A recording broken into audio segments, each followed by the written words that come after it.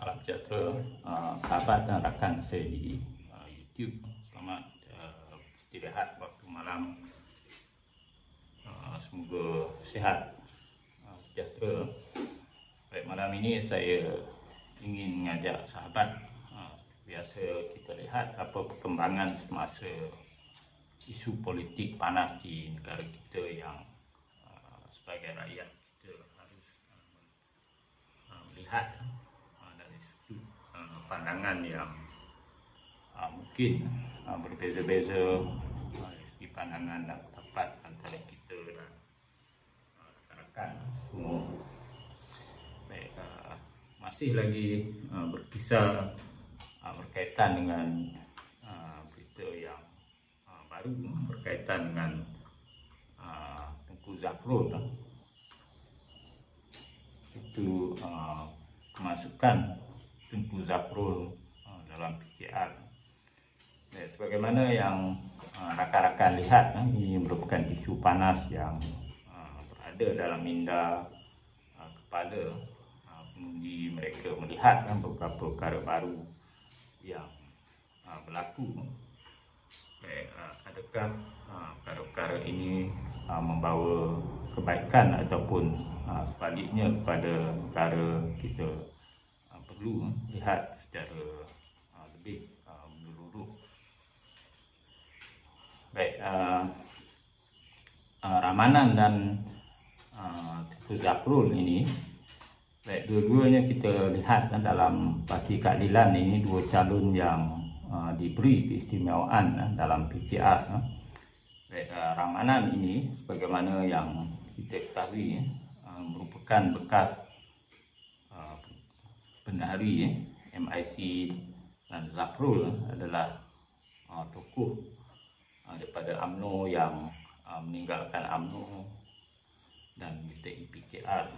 Ini adalah kita lihat sebagai tokoh baru yang diberi keistimewaan dalam PKR yang dianggap sebagai satu perkara yang baru dalam parti PKR, yang kita lihat banyak tokoh-tokoh lama mereka yang telah berpupus lumus dalam zaman reformasi, tokoh-tokoh utama Rafizi Ramli yang memenangkan pilihan raya, jentera pilihan raya yang memenangkan Datuk Seri Anwar Persada Perdana Menteri hari ini adalah segala titik yang kita lihat usaha berat daripada bekas Menteri Ekonomi Datuk Seri Rafizi Ramli. Hari ini kita lihat Datuk Seri Rafizi Nik Nazmi telah diketepikan dalam pemilihan, dan mereka telah meletak jawatan, dan ada kemasukan baru yang kita lihat yang ramai mendapat kritikan, antaranya Ramanan. Yang terbaru ialah Tengku Zafrul menyertai PKR, dan mereka diberi keistimewaan dan sudah pasti mereka diberi tempat dalam barisan kabinet baru yang dibentuk oleh Perdana Menteri nanti. Ini merupakan satu tanggapan ataupun ura-ura yang ramai lah kita lihat. Baik, Ramanan daripada Timbalan Menteri kemungkinan diberi Menteri penuh.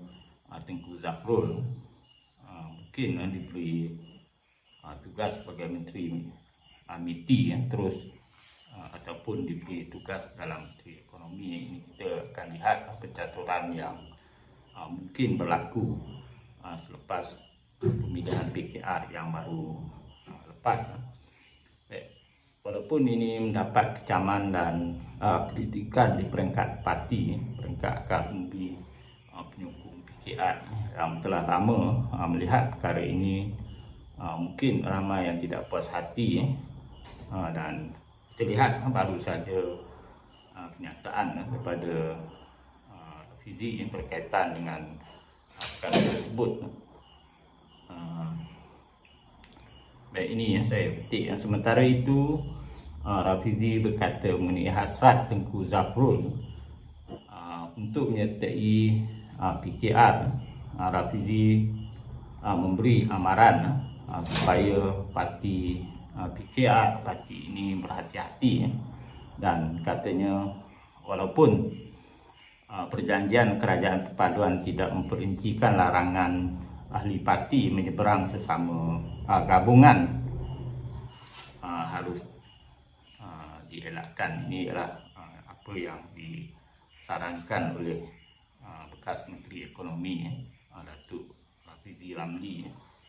Baik, begitu juga kita lihat nada yang sama disuarakan oleh pimpinan PKR UMNO, termasuk Fuad Zakarsi, Ahmad Saleh, pimpinan Kedah, mempunyai nada yang sama yang menzahirkan rasa tidak puas hati terhadap Tengku Zafrul yang meninggalkan UMNO untuk menyertai PKR yang baru saja kita lihat. Ini antara paparan pertama yang menjadi perbincangan hangat kalangan sahabat dan netizen. Sekian saja perkongsian dan pandangan saya berkaitan perkara tersebut. Selamat malam dan jumpa lagi.